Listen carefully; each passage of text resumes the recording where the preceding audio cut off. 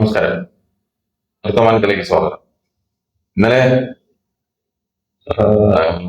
മുൻ മുഖ്യമന്ത്രി പിണറായി വിജയന്റെ വീടും അതുപോലെ തന്നെ അദ്ദേഹത്തിന്റെ മരുമകന്റെ വീടും അതുപോലെ തന്നെ മകളുടെ ഓഫീസുകളും എല്ലാം കൂടെ ഒരേ സമയത്ത് 12 സ്ഥലങ്ങളിൽ ED റെയ്ഡ് ചെയ്തു. അതിനെ തുടർന്നുണ്ടായ തിരുവനന്തപുരം നഗരം കണ്ടത് വലിയ പ്രതിഷേധങ്ങളും അക്രമങ്ങളുമാണ്. യഥാർത്ഥത്തിൽ റെയ്ഡ് നടത്തിയ ED ഉദ്യോഗസ്ഥരെ അല്ലെങ്കിൽ ഒരു ഉദ്യോഗസ്ഥരെ അവരെ ആക്രമിക്കുന്നത് ഒരുപക്ഷെ ഇന്ത്യയിൽ ആദ്യമായിരിക്കും, കേരളത്തിൽ എന്തായാലും ആദ്യം. ഒരുപാട് പ്രഗത്ഭരെ, മുഖ്യമന്ത്രിമാരുൾപ്പെടെ കേന്ദ്രമന്ത്രിമാരെ അല്ലെങ്കിൽ അതുപോലെ വ്യവസായ സംരംഭകരെ, വ്യവസായ രാജാക്കന്മാരെന്ന് പറയുന്ന ആളുകളെ ഇവരെ റെയ്ഡ് ചെയ്തിട്ടുണ്ട്, വ്യാവസായിക രാജാക്കന്മാർ. എന്നിട്ട് അവിടെ ഒന്നും വലിയ പ്രതിഷേധങ്ങളോ ഇതുപോലെ അക്രമങ്ങളോ ഒന്നും ഉണ്ടായിട്ടില്ല. ഇത് എന്താണ്? കാരണം കഴിഞ്ഞ 10 വർഷം ഭരിച്ച പാർട്ടിയുടെ നേതാക്കന്മാരും പ്രവർത്തകരുമാണ് ഈ അക്രമങ്ങൾ അഴിച്ചുവിട്ടത്. ഇത് നൽകുന്ന സന്ദേശം എന്തായിരിക്കും? തീർച്ചയായിട്ടും ഇതിന് നൽകുന്ന സന്ദേശം എന്താണെന്ന് ജനത്തിനെല്ലാം ഇപ്പം ബോധ്യമായി കഴിഞ്ഞു. പക്ഷേ CPM എന്ന് പറയുന്ന ഒരു പാർട്ടിയുണ്ട്, അത് മറ്റ് പാർട്ടികളിൽ നിന്ന് വ്യത്യസ്തമാണ്. അവർക്ക് താൽക്കാലികമായിട്ട് ജനങ്ങൾക്കുണ്ടാകുന്ന അഭിപ്രായമല്ല അവരുടെ പ്രശ്നം. ഉദാഹരണത്തിന് ഇപ്പം ഇലക്ഷൻ കഴിഞ്ഞു, അവരെ സംബന്ധിച്ച് ഇനിയിപ്പം ഒരു 3 വർഷത്തേക്ക് ഇടയ്ക്ക് ഒരു തെരഞ്ഞെടുപ്പിനെ അവർക്ക് ഭയപ്പെടേണ്ട കാര്യമില്ല. അത്തരത്തിലുള്ള ജനങ്ങളുടെ അനുകൂലമായ ഒരു അഭിപ്രായ രൂപീകരണം അവർക്ക് വേണ്ട. അവർക്കിപ്പോൾ എന്താ ആവശ്യം? 2 ആവശ്യം അവർക്കുള്ളത്. ഒന്ന്, പിണറായി വിജയനെ CPM തന്നെ കൈവിടുന്നോ, അല്ലെ പിണറായി വിജയന്റെ CPM-ന്റെ അണികളിലെ പിണറായി വിരുദ്ധ വികാരം ശക്തമായിട്ടുണ്ടോ എന്നുള്ള ഒരാശങ്ക. അങ്ങനെ ഒരു വികാരം ഉണ്ട്. അത് കഴിഞ്ഞ് തെരഞ്ഞെടുപ്പിൽ കുറച്ച് പ്രകടമായി. തെരഞ്ഞെടുപ്പ് കഴിഞ്ഞ് ഇത്രയും വലിയ തോൽവി വന്നപ്പോഴത്തേക്ക് അതിലേറെ പ്രകടമായി എന്നുള്ളൊരു തെളിവാണ് ഈ പറയുന്ന ജില്ലാ കമ്മിറ്റികളിലെല്ലാം പിണറായി വിജയനെതിരായിട്ടുള്ള പരാമർശനവും ഈ കമ്മിറ്റികൾ പ്രമേയം പാസ്സാക്കുന്നതും അദ്ദേഹം പ്രതിപക്ഷ നേതൃസ്ഥാനത്ത് നിന്ന് മാറണമെന്ന് വരെ ആവശ്യപ്പെടുന്നത്. ഈ സാഹചര്യത്തിൽ അവർക്ക് വീണ് കിട്ടിയ ഒരവസരമായത്. പെട്ടെന്ന് പിണറായി വിജയൻ ഒപ്പമാണ് കേരളത്തിലെ പാർട്ടി എന്ന് പറയാൻ വേണ്ടി കിട്ടിയ ഒരവസരം. ആണോ ഇല്ലെന്നുള്ള വേറെ കാര്യം. പക്ഷെ ഈ ഇന്നലത്തെ ഉണ്ടാക്കിയ ആ പ്രകടനം വഴി ആളുകൾ ഇതിനെക്കുറിച്ച് വളരെ മോശമായ രീതിയിലാണ് ചിന്തിക്കുക. ജനറൽ പബ്ലിക്കിൽ നല്ല പങ്ക് കഴിഞ്ഞവണ്ണം അവർ കൂട്ടിയതവരല്ലല്ലോ, അവരെങ്ങനെ ചിന്തിച്ചോട്ടെ. പക്ഷെ അവരുടെ ആവശ്യം ഇപ്പൊ പാർട്ടി അണികളെ പിടിച്ചു നിർത്തുക എന്നുള്ളതാണ്. പാർട്ടി അണികളെ പിടിച്ചു നിർത്തുക എന്ന് പറഞ്ഞാൽ അവരുടെ ഇടയിൽ ഉണ്ടായിരിക്കുന്ന അഭിപ്രായ വ്യത്യാസങ്ങൾ മാറ്റിയിട്ട് അവരെ ഒരു ഏക ചിന്താഗതിയിലേക്ക്, ഒരു ഏക അഭിപ്രായത്തിലേക്ക് കൊണ്ടുവരിക. ആ അഭിപ്രായം എന്താണ്? നമ്മുടെ പാർട്ടിയെ ആക്രമിക്കുന്നു. പിണറായി വിജയനെ ആക്രമിക്കുകയല്ല, പാർട്ടിയെ ആക്രമിക്കുന്നു. നമ്മുടെ മുൻ മുഖ്യമന്ത്രിയെ ആക്രമിക്കുക എന്ന് പറഞ്ഞാൽ, അല്ലെ മുഖ്യമന്ത്രിയുടെ മകളെ ആക്രമിക്കുക എന്ന് പറഞ്ഞാൽ പാർട്ടിയെ ആക്രമിക്കുകയാണ്. ഇത് നോക്കി നിന്നുകൂടാ. പാർട്ടിയുടെ രീതി അങ്ങനെയാ. അത് അവിടുത്തെ ഒരു സെക്രട്ടേറിയറ്റ് അംഗത്തെ അല്ലെങ്കിൽ സംസ്ഥാന കമ്മിറ്റി അംഗത്തെ ആണെങ്കിൽ പോലും പാർട്ടി നോക്കി നിൽക്കത്തില്ല. മുഖ്യമന്ത്രി എത്ര മോശമായിക്കോട്ടെ, ഇപ്പൊ എല്ലാവരും പറയും പിണറായി വിജയന്റെ കുഴപ്പം കൊണ്ടാ ഈ തോൽവി ഉണ്ടായെന്നായിക്കോട്ടെ, എന്നാലും നമ്മുടെ പിണറായി വിജയനെ ആക്രമിക്കാൻ നമുക്ക് നോക്കിക്കാൻ പറ്റത്തില്ല എന്ന് ഉള്ള ഒരു മെസ്സേജാണ് കൊടുത്തിരിക്കുന്നത്. എന്താ കാര്യത്തിൽ സംശയം വല്ലതും ഉണ്ടോ? എനിക്ക് എന്റെ ഒരു സംശയം, എന്റെ ഒരു ചോദ്യം, പിണറായി വിജയനും ഈ കേസോട്ട് എന്താ ബന്ധം? അത് വേറെ വിഷയം.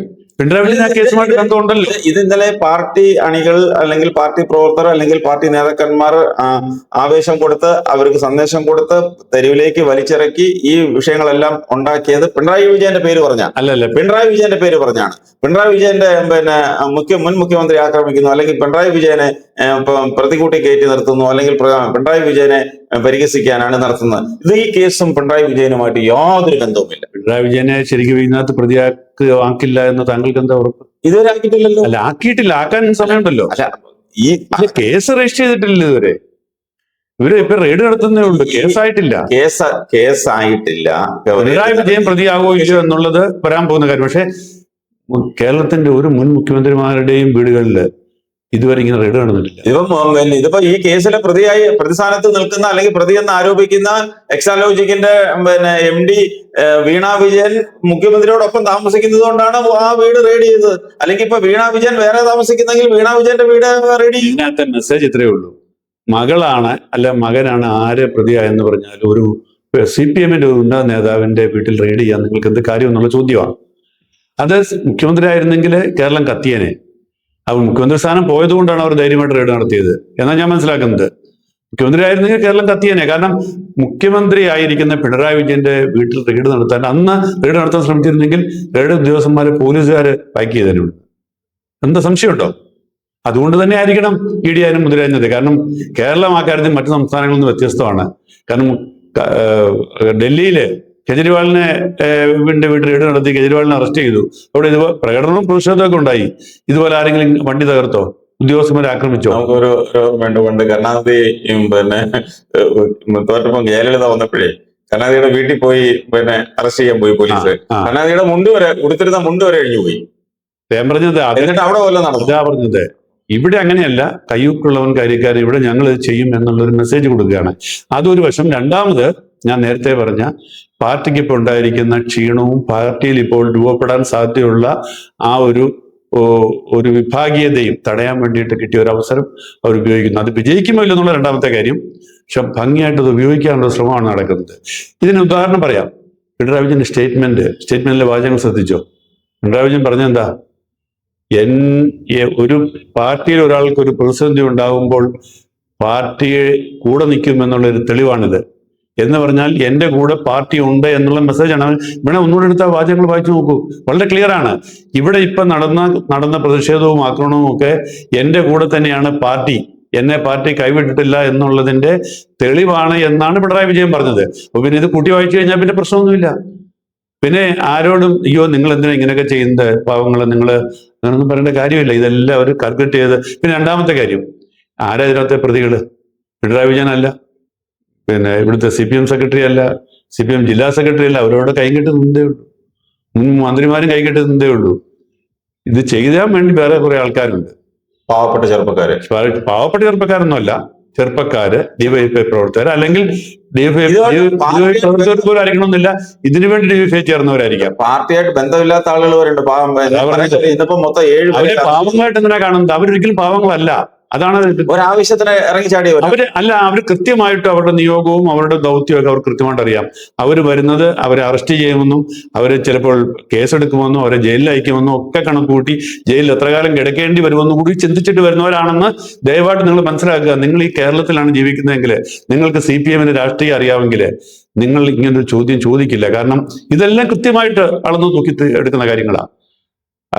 എനിക്കതിനകത്ത് യാതൊരു സംശയവുമില്ല. കാരണം അവിടെ വന്ന കാറ് തകർത്ത ഓരോ വ്യക്തിയും അവൻ ഈ കാറ് തകർത്തപ്പോൾ അവൻ ചെയ്യുന്ന കുറ്റം എന്താണെന്നും ആ കാറ് തകർത്ത ആരുടെയാണെന്നും അതുകൊണ്ട് ആ കുറ്റത്തിന് ഗൗരവം എത്രയാണെന്നും ആ കുറ്റത്തിന് ശിക്ഷ എത്ര വരെ വരാമെന്നും എത്ര കാലം ജയിലിൽ കിടക്കേണ്ടി വരുമെന്നും അങ്ങനെ ജയിലിൽ കിടക്കേണ്ടി വന്നാൽ അവരുടെ വീട്ടിലെ കാര്യങ്ങൾ ആര് നോക്കുമെന്നും ഒക്കെ കൃത്യമായിട്ട് അറിഞ്ഞിട്ട് തന്നെയാണ് അവർ ചെയ്തിരിക്കുന്നത്.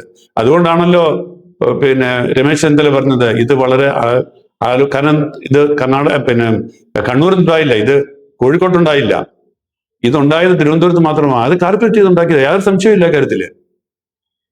അതുകൊണ്ട് ഇതെന്താ ഇങ്ങനെ സംഭവിച്ചത്, അയ്യോ ഈ ഉദ്യോഗസ്ഥന്മാരോട് ചെയ്തത് മോശമായി പോയല്ലോ എന്നൊന്നും കരുതി നമ്മൾ വിലപിച്ചിട്ട് കാര്യമില്ല. ഇതെല്ലാം കണക്കുകൂട്ടി കാൽക്കുലേറ്റ് ചെയ്താണ്. ഇപ്പോ ഇതേക്കുറിച്ച് മുഖ്യമന്ത്രി VD സതീശൻ ഇതുവരെ ഒന്നും പറഞ്ഞിട്ടില്ല. ഇതിനിടയ്ക്ക് വേറെ തമാശ ഉണ്ടായി. VD സതീശൻ അവിടെ പോയി മുഖ്യമന്ത്രിയെ കണ്ട് ഇതെല്ലാം ഗൂഢാലോചന ചെയ്ത് പിറ്റേ ദിവസം രാവിലെ ഇവിടെ ഇതില് പ്രധാനമന്ത്രിയെ കണ്ട് ഇതിൽ പരിഹാസ്യമായ വേറൊരു കാര്യമുണ്ടോ? അങ്ങനെ ഇന്നലെ മിനിഞ്ഞാന്ന് വൈകുന്നേരം പോയി VD സതീശൻ പ്രധാനമന്ത്രിയെ കാണുന്നു. ഉടനെ പ്രധാനമന്ത്രി നമ്മുടെ പയ്യൻ സതീശനോട് വന്നിട്ടുണ്ട്, അവൻ പറയുന്ന രാവിലെ നമ്മുടെ പിള്ളേരെ എല്ലാം വിട്ട് അവിടെ റെയ്ഡ് നടത്തണമെന്ന് ഉടനെ പറഞ്ഞിട്ടാണോ അത് ചെയ്യുന്നത്? അങ്ങനെയൊക്കെ പറഞ്ഞാൽ വിശ്വസിക്കുന്ന അണികളുണ്ടാവും ഇവിടെ. പക്ഷെ കോൺഗ്രസ്സുകാർക്ക് സന്തോഷിക്കാമായിരുന്നു. എന്ന് വെച്ചാൽ നമ്മുടെ മുഖ്യമന്ത്രി മോശമല്ലല്ലോ, ഇന്നലെ പോയി പ്രധാനമന്ത്രിയെ കണ്ടു, മിനിറ്റുകൾക്കുള്ളിൽ ഇവിടെ റെയ്ഡ് നടത്തിയെന്ന് പറഞ്ഞ് ആഹ്ലാദിക്കാനുള്ള ഒരു അവസരം കോൺഗ്രസ്സുകാർക്കുണ്ട്. പക്ഷെ നിർഭാഗ്യത്തിന് അതല്ല സത്യം എന്നുള്ളത് തെളിഞ്ഞു പോയി. കാരണം ഇത് ഹൈക്കോടതിയിൽ ഉണ്ടായിരുന്ന ഒരു കേസിന്റെ സ്റ്റേ പിൻവലിച്ചു, അവർ റെയ്ഡ് നടത്തി, അത്രയേ ഉള്ളൂ. പിന്നെ മുഖ്യമന്ത്രി അല്ല പിണറായി വിജയൻ ഇപ്പോൾ മുൻ മുഖ്യമന്ത്രിയാണ് എന്നതുകൊണ്ട്, പ്രതിപക്ഷ നേതാവെന്നുള്ളതുകൊണ്ട് വലിയ സംരക്ഷണമൊന്നുമില്ല. അതുകൊണ്ട് ഇത് വളരെ എളുപ്പമായി സംഗതി.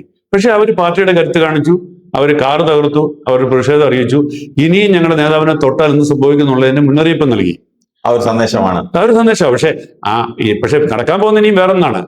കേരളത്തിൽ ഇനിയും ED വന്ന് റെയ്ഡ് നടത്തുമ്പോഴുണ്ടല്ലോ, അവർ കേരള പോലീസിനെ അല്ല വിളിക്കുക, അവർ പട്ടാളത്തെ വിളിക്കും. എന്ത് ചെയ്യാൻ പറ്റും?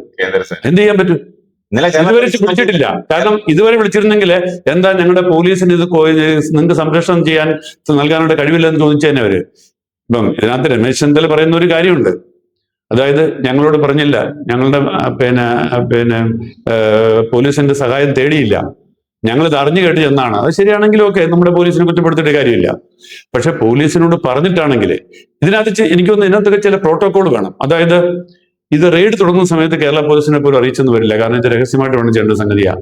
പക്ഷെ റെയ്ഡ് തുടങ്ങി കഴിയുമ്പോൾ പോലീസിനെ അറിയിക്കുകയും റെയ്ഡ് തരുമ്പോഴത്തേക്ക് സുശക്തമായ പോലീസ് അവിടെ ഉണ്ടാകുകയും ചെയ്യണം. അതാണ് ഒരു പ്രോട്ടോകോള്. ആ പ്രോട്ടോകോൾ ഇവിടെ പാലിച്ചോ ഇല്ലയോ എന്നുള്ള വിവരം വ്യക്തമാക്കേണ്ട കാര്യമുണ്ട്. ഇത് വി.ഡി. സതീശൻ മുഖ്യമന്ത്രി പറയണം. വി.ഡി. സതീശൻ ഇതുവരെ പ്രതികരിച്ചിട്ടില്ല. അദ്ദേഹം പ്രതികരിക്കാൻ കഴിവില്ലാത്ത ആളായതുകൊണ്ടൊന്നുമല്ല. നമുക്കറിയാമല്ലോ വി.ഡി. സതീശനെ കൃത്യമായിട്ട് പ്രതികരിക്കാൻ അറിയാം. പക്ഷെ വി.ഡി. സതീശൻ വിവരങ്ങൾ ശേഖരിച്ചുകൊണ്ടിരിക്കുകയാണെന്ന് ഞാൻ മനസ്സിലാക്കുന്നത്. വി.ഡി. സതീശൻ കേരളത്തിൽ തിരിച്ചു വരും, കൃത്യമായിട്ട് ഇതിനെല്ലാം മറുപടി എണ്ണി പറയുന്നത് നിങ്ങൾക്ക് കാണാം എന്നാണ് എന്റെ വിശ്വാസം. അതാണ് ഹീ കുഡ് ഡു ഇറ്റ്. ഞാൻ അങ്ങനെ കരുതുന്നു.